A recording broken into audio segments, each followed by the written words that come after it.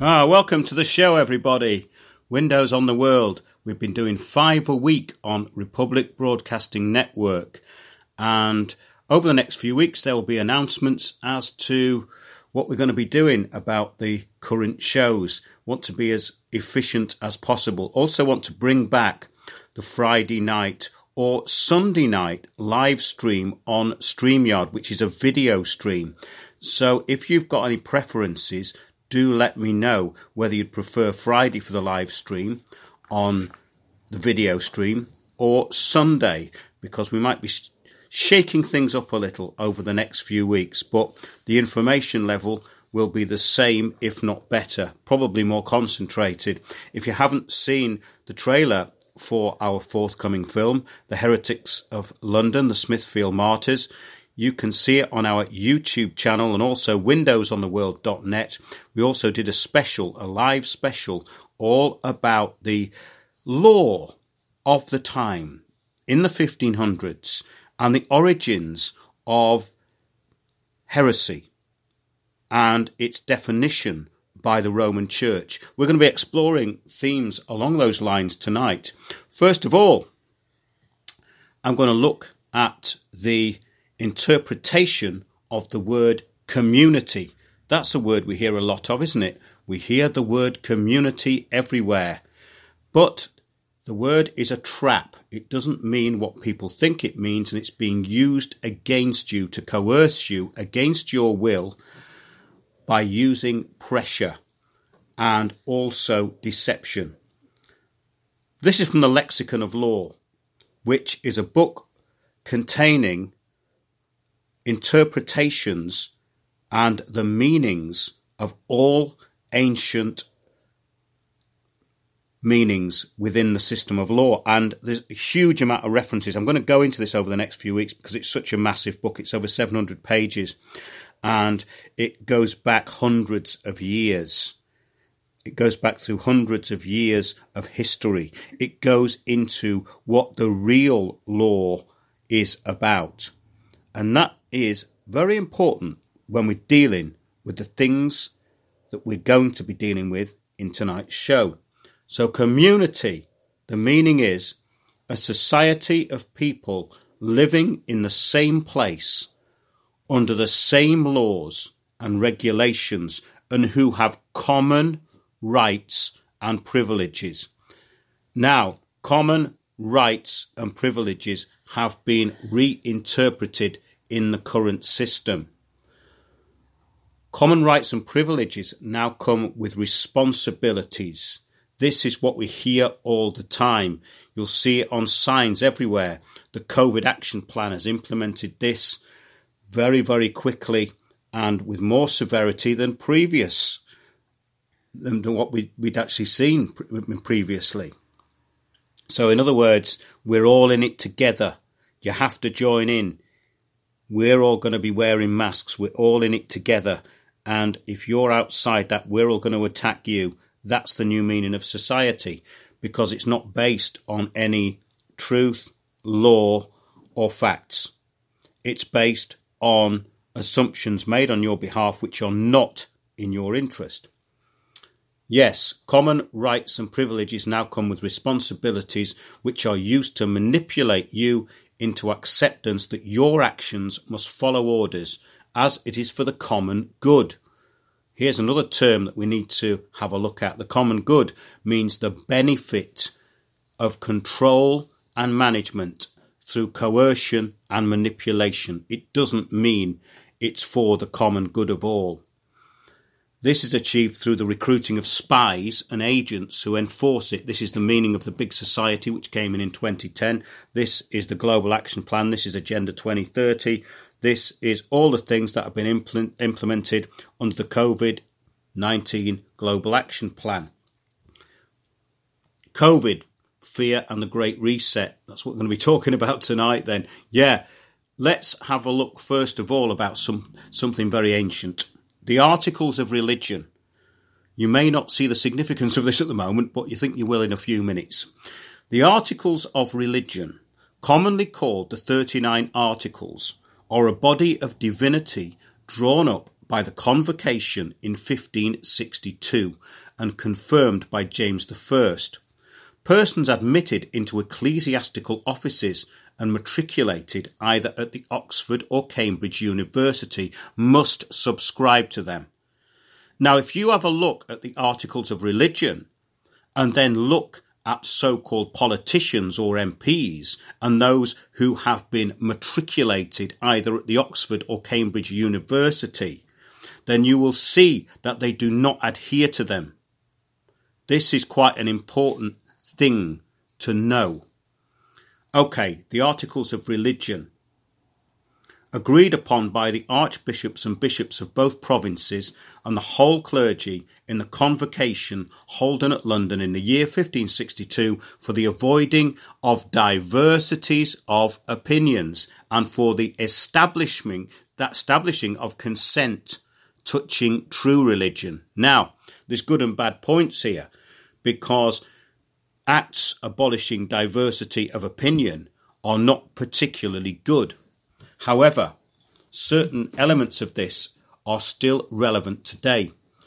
For instance, the Bishop of Rome hath no jurisdiction in this realm of England. Therefore, the Pope cannot interfere in matters of law in this country. That becomes very important when you look at how the Pope is pushing sustainable development, basically starvation and rationing for all. So the authors of your reality have always needed your consent. This is another point that's very important. The Act of 6 Articles in 1539, previous to this, enshrined in law transubstantiation, the belief that the Eucharist, the bread and wine, when administered by a priest, transformed into the literal flesh and blood of Christ.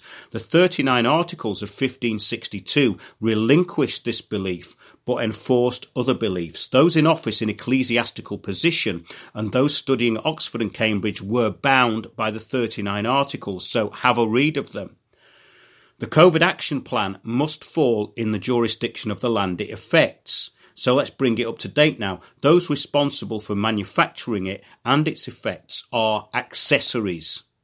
All those responsible for perpetuating the COVID action plan are compromised by it. Compromise starts when boundaries are relinquished by consent. Again, let's go back to the word community. Boundaries are relinquished by consent.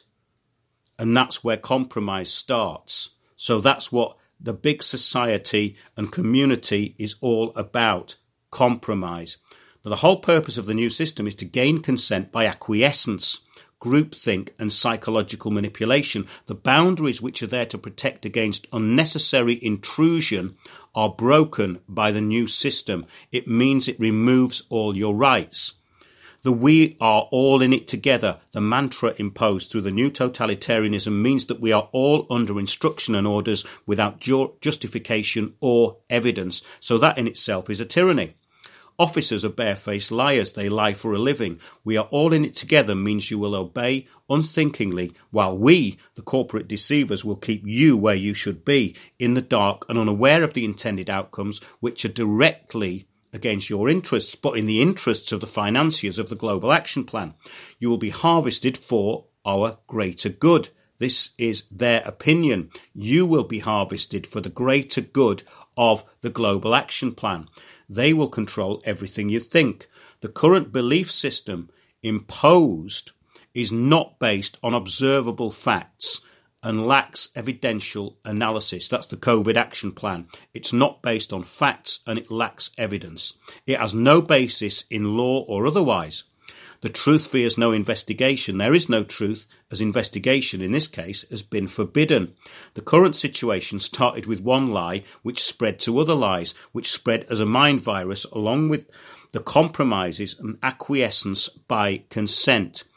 I was talking to somebody just before the show, and that came up in the conversation. Acquiescence by consent. Those who do not disagree agree. The degradation has taken over everything. The general population have no idea what a provable fact is because they do not believe they have access to anything outside.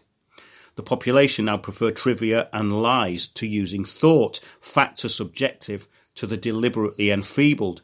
And that is another problem and another thing that is imposed by consent. The use of the word community is the biggest deception. It means a self-policing mass of uninformed repeaters who are being steered and controlled by liars. The liars are the gatekeepers, and therefore there is no truth allowed. If you have gatekeepers who are liars, then there is no truth allowed. You are either with us or you're with the terrorists. The state are the terrorists, so you're on the wrong side. The government are captives of global governance rather than government. A tacit agreement. The mask to be worn in public is symbolic. It means victory for the terrorists when all comply.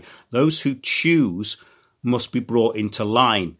The meaning of heretic is to choose. So those heretics need to be brought into line. Acceptance of this means strictly enforcing all of these ideas which are not laws on others. That's what the big society is all about. That's what the word community now means. So whenever you hear the word community, it's a lie. The word community is a lie when it's written down on any form of public, private, or government document. It's a lie. The taking and acceptance of anything in good part, and as it were, a tacit agreement to a preceding act, tacit agreement that is, which might have been avoided or defeated if such acceptance had not been made. Acceptance through tacit agreement is what the main problem here is. Yes, the taking and acceptance of anything in good part and as it were a tacit agreement to a preceding act which might have been avoided or defeated if such acceptance had not been made. Therefore, it matters not how consent is gained in a criminal jurisdiction, such as the one we live in. The criminals need to be named in writing, and the act of grace performed which exonerates all from the tyranny of a few who currently hold all power and are invested in corruption.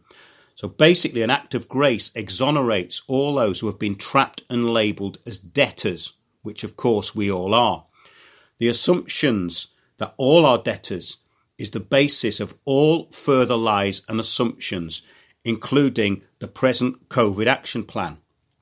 An honest banker responds with honest transactions. There can be no honest bankers when they are directed by things such as the Climate-Related Disclosures Fund based on a lie to bankrupt anyone outside the narrative and anyone who will not play ball with global asset stripping. The fund is based on financial fraud, based on deliberate manipulation and lies. That's just an example. The use of training exercises in real time is deception. We're in the middle of a training exercise. The creation of myth and fantasy is a branch of control. The Kabbalists and their cabal distract with fakery of every kind. And I think we need to know what cabal means and what Kabbalists actually are. We're going to be going over that in the next few weeks because the myths and fantasies of Kabbalism have infected the minds of the public. This is quite an important thing. So I'm just going to read out something now, and this is the ancient accepted meaning of Kabbalist and Cabal. A Cabal, a hidden or imaginary art practiced by the Jews. Now they're talking here of Kabbalah, and we're going to be talking more about Kabbalah in the weeks to come. I've done a very lengthy article on it previously about the origins and what it's meant to be and what it actually is. And that's called Kabbalah and Magic Decoded, and that's on windowsontheworld.net. It's a very long article and it goes into history and facts from original sources. Let's have a look at the word cabal, a hidden or imaginary art, it says here. Also a junta or private meeting of small parties. Now, where did the word cabal come from? This may surprise you. This name was given to that iniquitous ministry in the reign of Charles II, formed by Clifford, Ashley, Buckingham, Arlington and Lauderdale, who concerted a scheme for the restoration of popery. So the cabal were originally these people named. Cabal was the letters of their initials, their names, and these people wanted to bring back the Roman Church as the power above the monarch in Britain.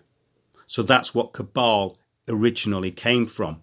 The initials of these 5 names form the word cabal, hence the appellation. A cabal differs from a party as few to many. Cabalist. The original meaning of cabalist was a factor or broker in French commerce. So that's quite an interesting little start to the show, I think. And I don't know whether you've been following our shows on Republic Broadcasting Network. I've been doing 5 a week, had some great guests, and those shows are absolutely full of information. At this point, we're going to have some light relief, and I'm going to introduce Sandy Adams. Sandy. Hi, Mark. Hi. Yeah, well, here in Glastonbury, we opened the King Arthur this week, and we've had a really good 2 days of sunshine in the garden, with people actually having a bit of fun and a bit of respite from the dystopian nightmare we're going through. Well, yes, I was there for some of it, and it's interesting to see how different things can be if people put in the effort. Because we did take a little tour around some of the other hostelries on Friday night, and it was a mixture of dystopia, horror, and apathy, and let's not bother, wasn't it? It was. It was a bit depressing, wasn't it? A bit depressing is an understatement. Anyway, we do things differently at the King Arthur. Although we did adhere to, a certain amount of the rules, because you have to, otherwise people get upset and what have you. But we got by without the contact tracing, because after all, that is against the Data Protection Act. So we don't do that. And we had lots of people socially distanced in the garden with a bit of music, ambient music, and everyone was having a really nice time. And so if you fancy a trip out to the West Country, do visit the King Arthur. That's where we do things differently there. Anyway, I'm just looking at a few things that have happened this week in the press. And in Louisville, Kentucky, a couple are under house arrest after one of them tested positive for coronavirus and refused to sign self-quarantine papers. Elizabeth Linscott got tested for COVID-19 because she was planning to go visit her parents. My grandparents wanted to see me, so just to make sure that, if I tested negative, that they would be okay, everything would be fine, she said. After testing positive but without showing any symptoms, Linscott said a health department contacted her requesting she sign documents. I agreed to comply to the call of the health department if I was to go. I was to call the health department if I was to leave my house for any reason, she said. But she chose not to sign. I'd gotten a message from them, a text message, she stated, because your refusal to sign, this is going to be escalated and law enforcement will be involved, they said. Later that week, the county sheriff greeted Linscott's husband, Isaiah, and said to them at the front door, "Open up the door. There's like 8 different people here, 5 different cars, and what the heck's going on? This guy's in a suit with a mask." Anyway, they turned up at our house, all suited up, with police and everything, and they've actually ordered them to wear ankle monitors. They're under house arrest if they travel more than, I think it's, I can't remember, more than a few hundred feet from their house. So they've basically been put under house arrest for not signing documents to say that they will self-isolate. Well, this is where you have to have an inward and an outward personality. This is what happened when there was persecutions throughout history. You would appear to agree on the surface, but you would be doing something else underneath. And when you see this sort of thing, you can actually usurp it by going along with it, but not actually going along with it. And that's the point here. In other words, you can appear to comply, but you're just getting on with your normal business. And this is an interesting point. There's a protest in Hyde Park. As we know, protest is pointless. It gets you nowhere. And some people disagreed with what I was saying last week, but they entirely missed the point. Because what I was actually saying was strategy. Protesting is not strategic. When you're in strategic psychological warfare, you have to respond accordingly. And protesting is part of the overall plan. It's factored in. So if you protest, you're part of a real life exercise and you're playing a part. You're only playing a part if you protest. You have to be strategic and think ahead, because these people aren't very good at thinking ahead. That may sound ridiculous, and people will say they've been planning this for hundreds of years. That may well be the case. Does it mean it's always effective? No. Does it mean that someone who is clever cannot usurp it? No, it doesn't. So that was my point. So yes, that is an interesting thing. People in Hyde Park today, hundreds of them gathering pointlessly, because in actual fact, you don't have to wear a mask. They're saying it's mandatory in the papers. Then you've got all of these stores and supermarkets saying they're not going to enforce it. So it's not mandatory. So in other words, if it's not mandated and mandatory by the government, and it's up to individual organisations, then it's not mandatory. It's a deception, right? Yeah. And in fact, on the packets of those masks, it says this will not stop you from getting COVID-19. So what is the point of having them on? It's to make everybody comply and to see if everyone is complying. Yeah. When you have a mask over your face, you are muzzled. This is a joke on you. So those old people who've kept their noses clean all their lives, gone along with everything and wearing masks are muzzled. Yeah. They've been muzzled. It's a symbolic way of showing the world that you've complied with something with no foundation evidence because you've been told to. In other words, if you're wearing a mask, in the eyes of people who are controlling this, you are an idiot. So let's see how many idiots are going to wear them. That's all it is. So protesting against it is neither here nor there. The actual deeper meaning of it is what's important. Yeah, I mean, you were talking about coercion earlier, and this whole thing is a lot of people are being humiliated, and it's all done by coercion and compliance. But it's coercion more than anything. It's a psychological operation, as we know, that people are literally, it's a form of torture. The coercion that we're put under, the humiliation. I mean, queuing up in the rain to go into a shop is humiliation. Wearing a mask is humiliation. And that's all the form of mind control, isn't it? Yes, of course it is. It's just testing compliance. They know that some people are going, oh, I'm not going to do that. Well, that's not going to get you anywhere either. Because if I'm asked to wear one of those things, I've got a serious disability. And if they push me any further, I will make it clear that they are victimising me because of my disability, right? Yeah. So this is where you start thinking for yourself.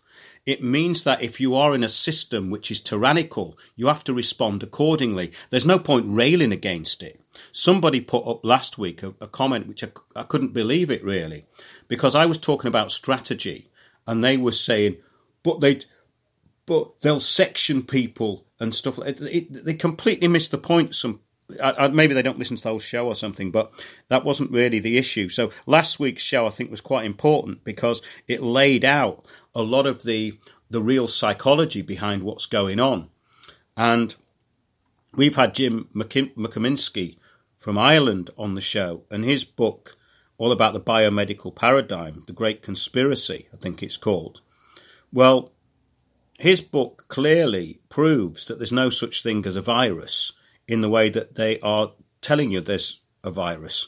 So he's actually got it in writing from the virus research laboratory that they have never identified, measured or quantified in any way what they are describing as COVID-19. So to all intents and purposes, it doesn't exist. Because if it cannot be quantified and measured in the reality that we live in, then it doesn't exist. No. So according to the authorities, COVID-19 doesn't exist. So not even as a bacteria, it doesn't exist. No, because they haven't identified they haven't. Anything. They haven't identified it because they're saying it's a virus. Now, what they've also done is they've now expanded the symptoms. Well, how convenient. So anything that happens to you can be COVID-19. So this is why when someone gets run over, they die of COVID, right? Makes sense, doesn't it? Yeah. Makes sense, because all the symptoms. So if you've got 2 broken legs and brain damage, then you've got COVID. It's fine. Well, there's been a lot of misdiagnosis and lots of stuff put on death certificates, as we know. And what's happening is monstrous, really. But hopefully it's all being called out now. There's a lot more being said. I mean, even Hancock admitted the other day that the statistics had all been skewed, didn't he, Matt Hancock? Yes, yeah. Well, he's had to. I mean, the thing is with these useful idiots, what they don't realise is they're expendable. So if they want to make him a fall guy, they'll just do it. Yeah. He's not important. It's the agenda that's important. So if a few of these public officials have to go, it's no bother.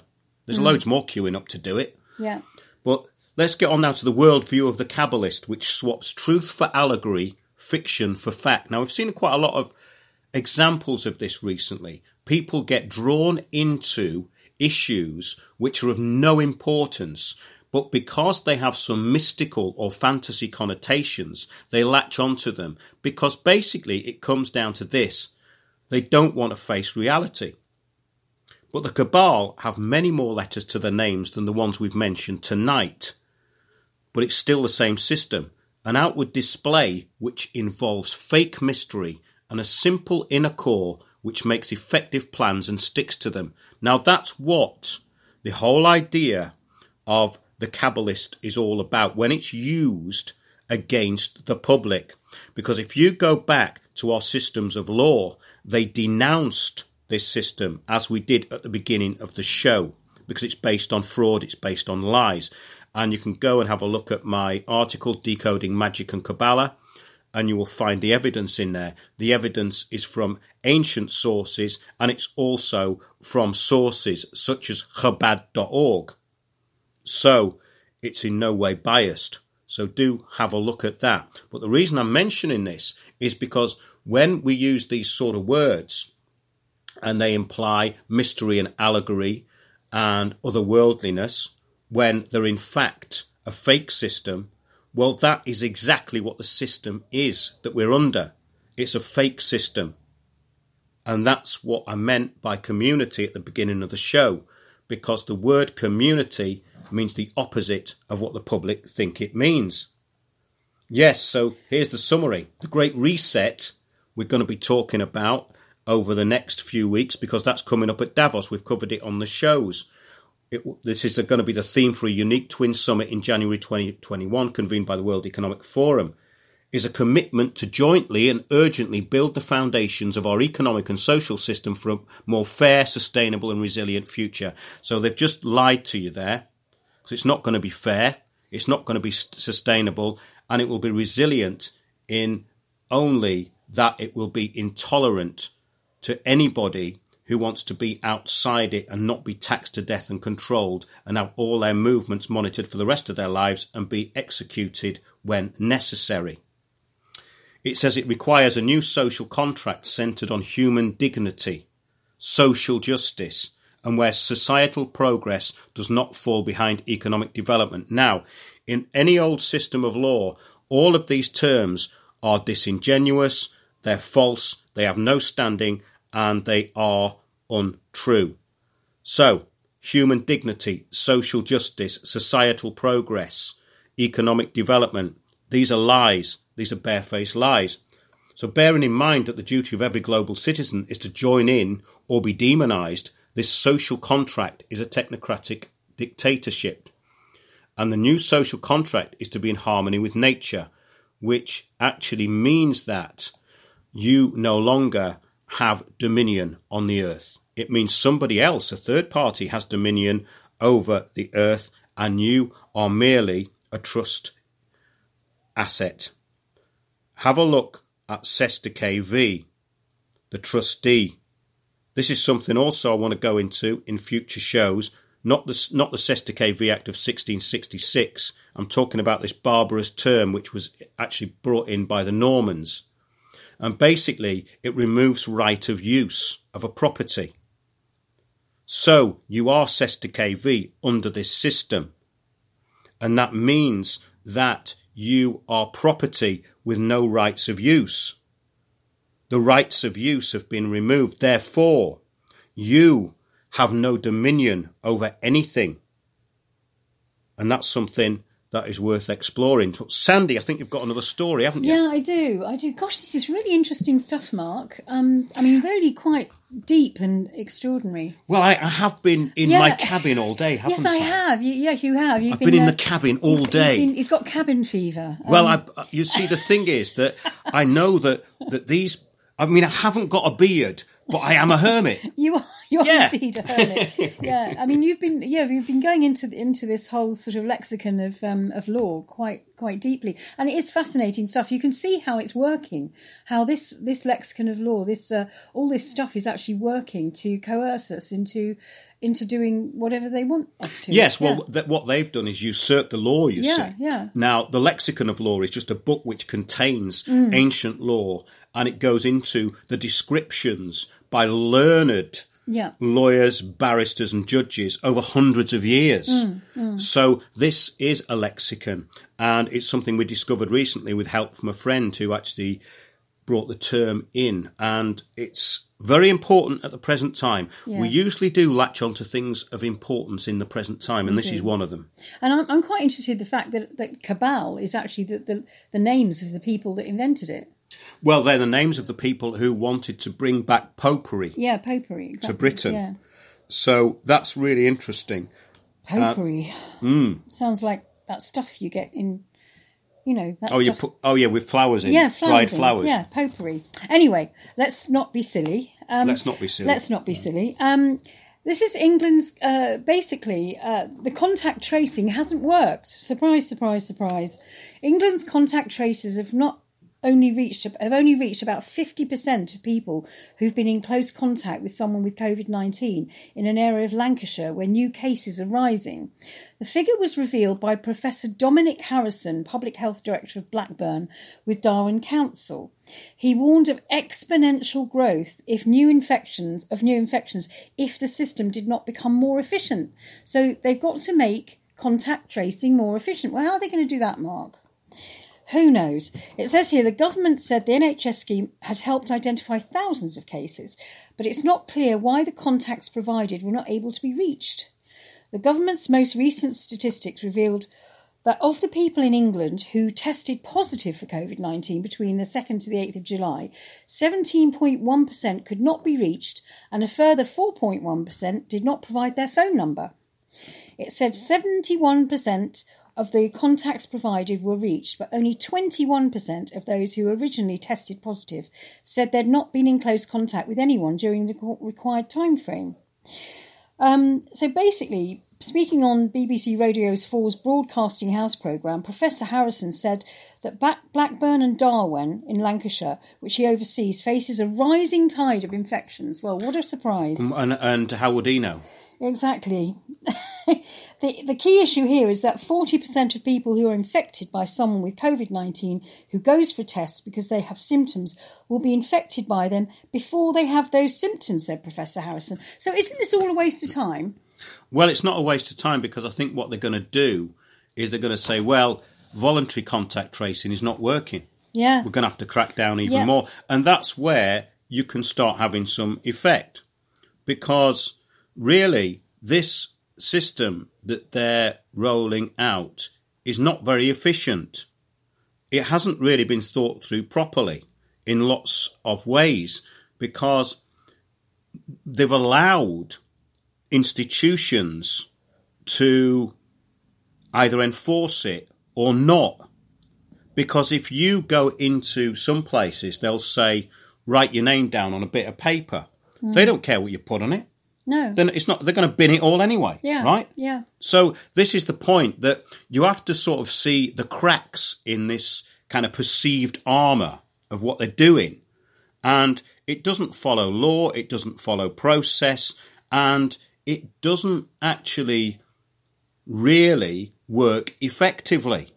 The only way it's effective is through draconian enforcement, like the example you gave earlier, of people basically going against it and then being made an example of, because that's what happens. If you go up against something and go and start screaming and shouting, they make an example of you. Yeah. So that's not winning, is it?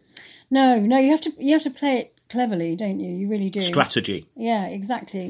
Yeah. I mean, he goes on to say, this Professor, what's his name, Harrison, he says, so there's a 48-hour window which is critical to get the contacts of the first case contacted, and if we don't get them contacted and they don't get tested and self-isolated, that's when they have the symptoms, and we risk the spread of the disease progressing. So basically, they're saying now they've only got this 48-hour window. So it looks like what you said is right, Mark. They will start trying to make it mandatory to get the contact tracing, and maybe they'll be doing mandatory testing to get us all tested. Yeah, I mean, it's all a big communitarian thing, you see, because it's all a pressure, isn't it? Yeah. You see this constant pressure. That was really what the beginning of this show was all about. It's about this constant pressure to make you to comply with things that are against your interest, but are stated to be in the common interest. So in other words, you get forced into it by the mob. That's communitarianism. That's what the whole idea of communitarianism is. It's that we're all in it together. What's the matter with you? Why are you so full of hate? Why don't you want to join in? Yeah. Well, there's a good reason. Because it's crap. Because you're talking rubbish. See, the thing is, the truth is still the truth, even if it's in a minority. So this is where I think the strategy has to come in and start. And taking this apart is very, very interesting. Yeah, it is. Well, I think we should have a short break here. A very short break, and we'll be back in 2. You're welcome to Windows on the World, and the concept of how Earth run today. Because today, the way the world run today, they're not running by the law of life. Because the law of life is just one law. But they create their law to go around the law of life.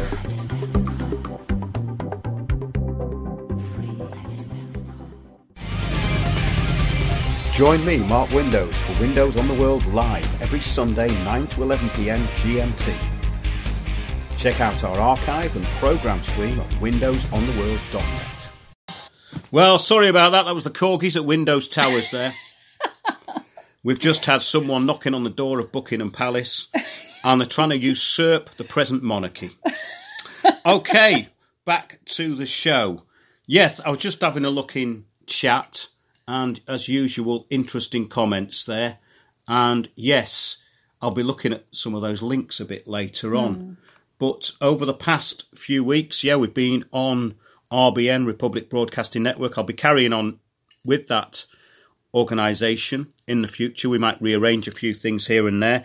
I want to be working more on the film, getting the film out. Do have a look at the Heretics of London on our YouTube channel, and the backup show we did on the live stream, which was, I think it was last Friday now. So I'm going to be going back to doing Fridays and or live stream on Sundays. By a live stream on Sunday, I don't mean this, the radio show. I was thinking of maybe keeping the Spreaker shows for maybe spontaneous shows that might happen during the week when I want to put something out of interest. Let me know what you think about that. Do email me. Thanks to everyone who sends in information. And yes, let's get back onto what we were talking about. So strategy is, to me, the most important thing, because I don't want to be in a position where we are all kind of rounded up and you go, well, we lost. It's no point, is there really? So this is interesting. This is from law.com. I think I brought this into one of the RBN shows, but I don't think I've mentioned it on the Sunday shows.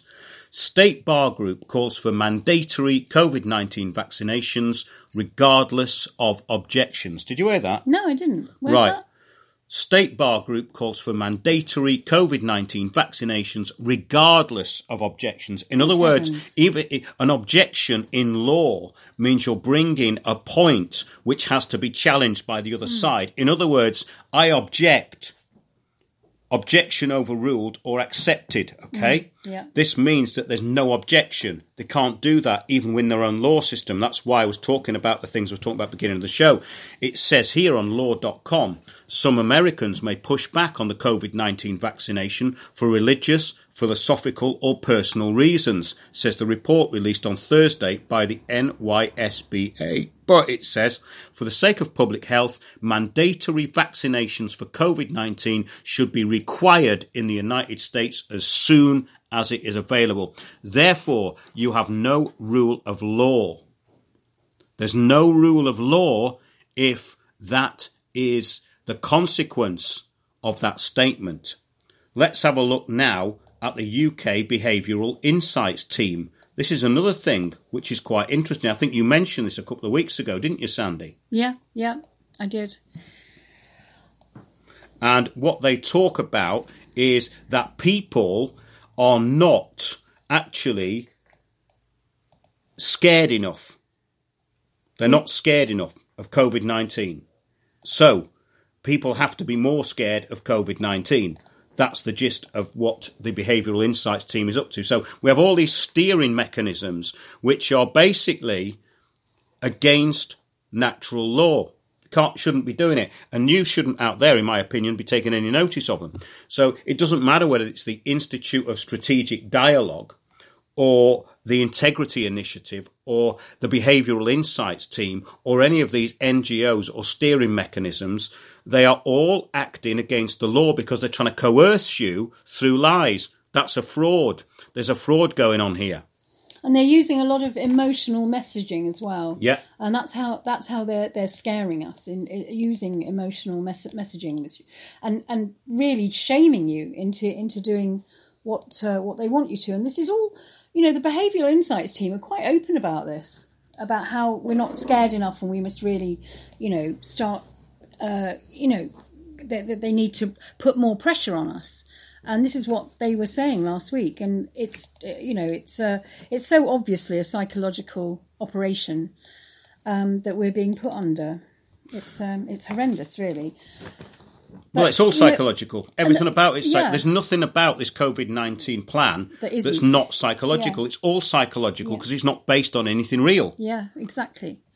And the thing is that what I'm finding is that the more people understand what the agenda really is, and there's a lot of people that I talk to a lot of people during the day, within my work and everything, and so many people that thought I was a nutcase are coming up to me saying, "Oh my gosh, I'm beginning to get it." Well, beginning to get it is not really good enough, is it? Well, no, exactly. Which is why I spent a lot of time this week updating my website. And if anybody is confused and dazed about what is going on, go to sandyadams.uk because a 5-year-old could understand it now.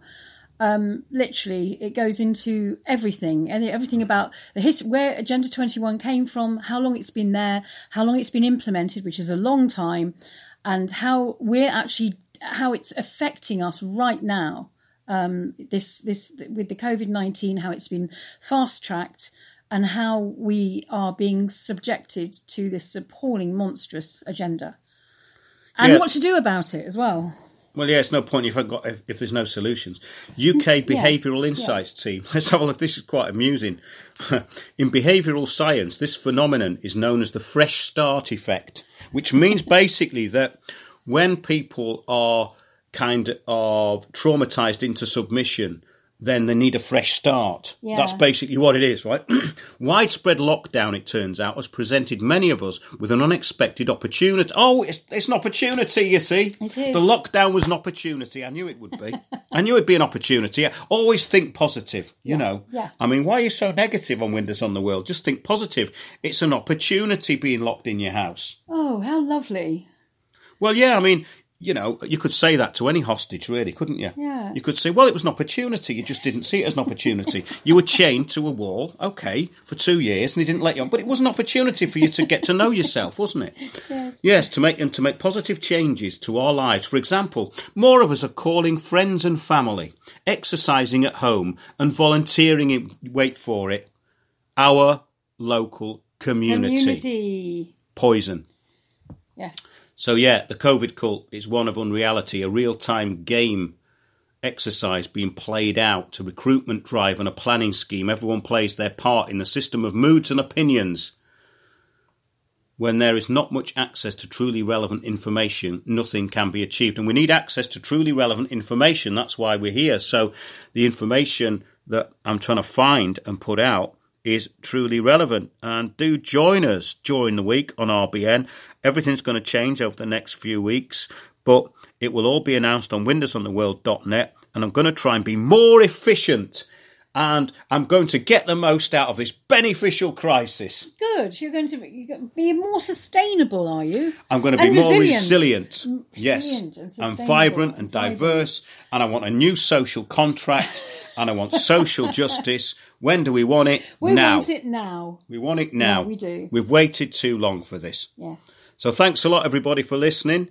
I'll be back on RBN tomorrow, and do keep up with the website and take a look at our trailer / sampler for the Heretics of London, the Smithfield Martyrs. I think you'll be impressed. Do support us on Patreon and PayPal if you can. Thanks to those who already do. And see you soon. Thanks a lot and good night. Good night. Join me, Mark Windows, for Windows on the World live every Sunday 9 to 11 p.m. GMT. Check out our archive and programme stream at windowsontheworld.net.